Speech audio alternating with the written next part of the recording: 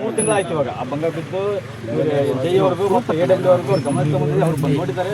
Last ಮತ್ತೆ ನಮ್ಮ ಯಾರು ತಹಸೀಲ್ದಾರ್ ಅವರು ಕೂಡ ಒಂದು ಇನ್ಸ್ಪೆಕ್ಷನ್ ಮಾಡಿದ್ದಾರೆ. ಅವರು ಕೂಡ ರಿಪೋರ್ಟ್ ಹಾಕಿದ್ದಾರೆ ಅವರಿಗೆ.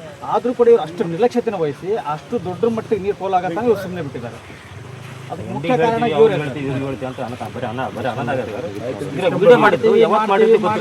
ಡಿಸೆಂಬರ್ದಾಗಿದ್ರೆ ಮಾತಾಡೋಣ.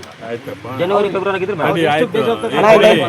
ಡಿಸೆಂಬರ್ದಾಗ ಐತೆ ನೋಡಿ ವಿಡಿಯೋ ಡಿಸೆಂಬರ್ದಾಗ ವಿಡಿಯೋ ಐತೆ ಡಿಸೆಂಬರ್ ಸಂಕ್ರಮಣದಲ್ಲಿ ಬಂದು ಮಾಡ್ತಾರೆ ಹೇಳ್ರಿ ಸರ್. ನೀವು ಮೊನ್ನೆ ಬಂದು ಹೇಳಿದ್ರೆ ನಮಗೆ ಮುಂದೆ ಬಿಡ್ತಾ ಇಲ್ಲ ಸರ್.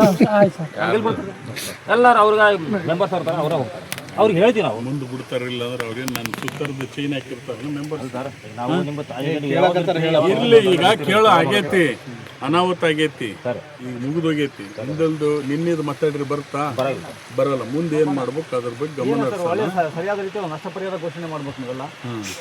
ಈ ರಸ್ತೆಗಳನ್ನೆಲ್ಲ ಸರಿ ಮಾಡಿಕೊಡಬೇಕು. ಈ ನಮ್ಮ ಭಾಗದ 81 ಎಕರೆ ಅಷ್ಟು ಪಾಣಿಗಳಿದಾವಂತೆ. ಅವರಲ್ಲಿ ಸರ್ವೆ ನಂಬರ್ ಯಾವುದೂ ಸರಿ ಇಲ್ಲ. ಒಂದೊಂದು 4 ಸರ್ವೆ ನಂಬರ್ಗಳಿದ್ದಾವೆ. ನಮ್ಮ ನೋವು ಯಾರ ಮುಂದೆ ಹೇಳ್ಕೋಬೇಕಂತ ಗೊತ್ತಾಗ್ತಾ ಇಲ್ಲ.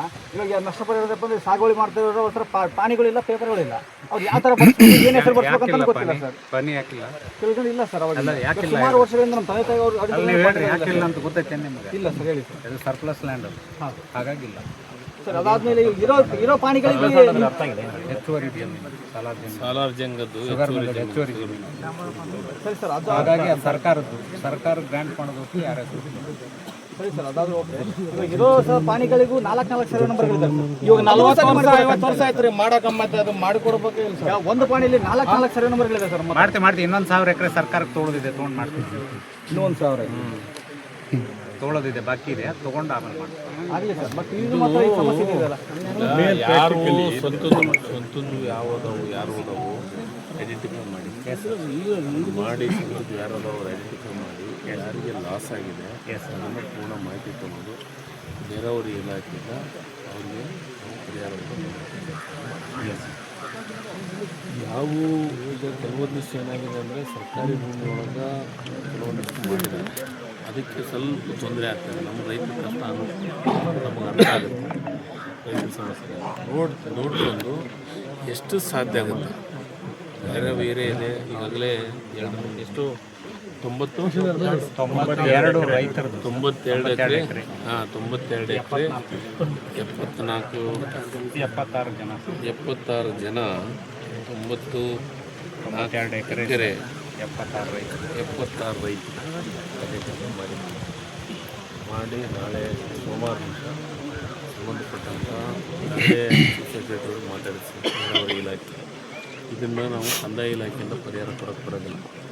ಕಂದಾಯ ಇಲಾಖೆ ಯಾಕೆ ಕೊಡೋಕ್ಕೆ ಬರೋದಿಲ್ಲ ಅಂತಂದರೆ ಯಾವುದಾದ್ರೂ ಮಳೆ ಬಂದು ಗಾಳಿ ಬಿಟ್ಟು ಪ್ರಕೃತಿ ವಿಕೋಪ ಆದರೆ ಕಂದಾಯ ಇಲಾಖೆಯಿಂದ ಕೊಡೋಕ್ಕೆ ಬರೋದಿಲ್ಲ. ಇದು ಮ್ಯಾನ್ ಮೇಡ್ ಅಂದರೆ ಕೆನಾಲ್ ಒಡೆದು ರೈತರಿಗೆ ಇದಾಗಿರೋದ್ರಿಂದ ಅದನ್ನು ಐಡೆಂಟಿಫೈ ಮಾಡಿಸಿದ್ದೀವಿ. ಒಂದು ಯೂನಿಟಿ ಮಾತಾಡ್ತಿದ್ದಾರೋ ನೀರಾವರಿ ACS ಜೊತೆಗೆ ಮಾತಾಡಿ ಸೋಮವಾರ ಮಂಗಳವಾರ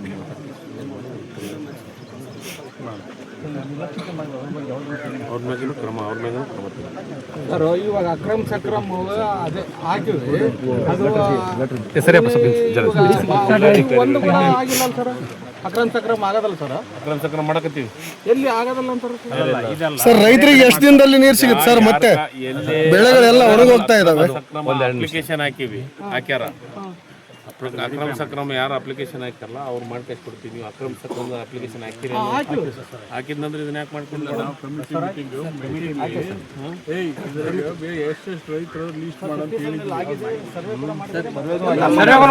ಈಗ ಅದು ಅಕ್ರಮ ಸಕ್ರಮ ಇದ್ರ ಶಾಸಕರ ಅಧ್ಯಕ್ಷತೆ ಒಳಗ ಒಂದು ಸಭೆ ಮಾಡಬೇಕು. ಹೇಳ್ತೀನಿ ಈಗ ಡೇಟ್ ಫಿಕ್ಸ್ ಮಾಡಿ ಅಧಿವೇಶನ ಇದ್ದಕ್ಕೆ ಮುಂದಕ್ಕೆ ಹಾಕ್ಯಾರ. ಈ ಅಧಿವೇಶನ ಮುಗಿತೈತಿ 27 ಮುಗಿದ್ಮೇಲೆ ಅಕ್ರಮ ಸಕ್ರಮದ ಮೀಟಿಂಗ್ ಮಾಡ್ರಿ. ಯಾರು ಎಲಿಜಿಬಲ್ ಆದ್ರೆ ಅವ್ರಿಗೆಲ್ಲರಿಗೆ ಅಕ್ರಮ ಸಕ್ರಮದಾಗ ಸರ್ ಎಷ್ಟು ದಿನದಲ್ಲಿ ಕ್ಲಿಯರ್ ಆಗುತ್ತೆ ಸರ್? ರೈತರಿಗೆ ಎಷ್ಟು ದಿನಕ್ಕೆ ನೀರು ಸಿಗುತ್ತೆ? ಮತ್ತೆ ಬೆಳೆಗಳಿನ್ನ ಹಾಲು ತುಂಬ್ತಾ ಇದಾವೆ, ಕಾಳುಗಳು ತುಂಬಿಲ್ಲ. ಸರ್, ಈಗ ಯಾವ ಬೆಳೆಗಳ ಹಾನಿ ಆಗಿದಾವ ಅವನ್ನ ಪರಿಹಾರ ಕೊಡ್ತೀವಿ. ಈಗ ಬೆಳೆಗಳ ಹಾನಿ ಆಗ್ಲಾರ್ದು ಏನು ಇದಾದವಲ್ಲ ಅದಕ್ಕೆ ಯಾರು ನೀರು ಬಿಡೋದು ಒಂದು ವಾರ 10 ದಿವಸದೊಳಗೆ ಸರ್ ಕೆಳಗಡೆ ರೈತರು ಕೂಡ ಸರ್ ಅಪ್ ಟು ಹಂಗೆ ಕೆಳಗಡೆ ಹಿಂಗೆ ಕುಡಿ ನೀರು ಸಲಾಗಂತಾನೆ ಇಟ್ಟಿದ್ದು ಈಗ ಬೆಳಿಗ್ಗೆ ಕೊಡಗಂತಿಲ್ಲ 10 ಎಕರೆ 10 ದಿವಸ ಕೊಡ್ತೀವಿ ಪರಿಹಾರ ನೋಡಪ್ಪ ನಾವು ರೈತರು ಮಾಡಿದ್ದು ಯಾರಿಗೆ ಪರಿಹಾರ ಕೊಡೋಕ್ಕೆ ಸಾಧ್ಯ ಆಗಲ್ಲ ನನ್ನ ವೈಯಕ್ತಿಕ ವಿಚಾರ ನಿಜವಾಗಲೂ ಆ ವಿಚಾರದೊಳಗೆ ಸೆಂಟ್ರಲ್ ಗೌರ್ಮೆಂಟ್ ದಾರಿ ಪ್ರಕಾರ ಕೊಡಬೇಕು ಅಂತೇಳಿ ಎಷ್ಟು ಸಾಧ್ಯ ಆಗುತ್ತೋ ಅಷ್ಟು ಪರಿಹಾರ ಮ್ಯಾಕ್ಸಿಮಮ್ ಕೊಡ್ತೀವಿ ರೈತರಿಗೆ ಅನ್ಯಾಯ ಮಾಡೋದು ಅವ್ರು ಇಷ್ಟ ಹಾಕೊಡ್ತಾರೆ ನೀವು ಇಷ್ಟ ಹಾಕೊಡ್ಬೇಕು ಸರ್ ಕೊಡ್ತೀವಿ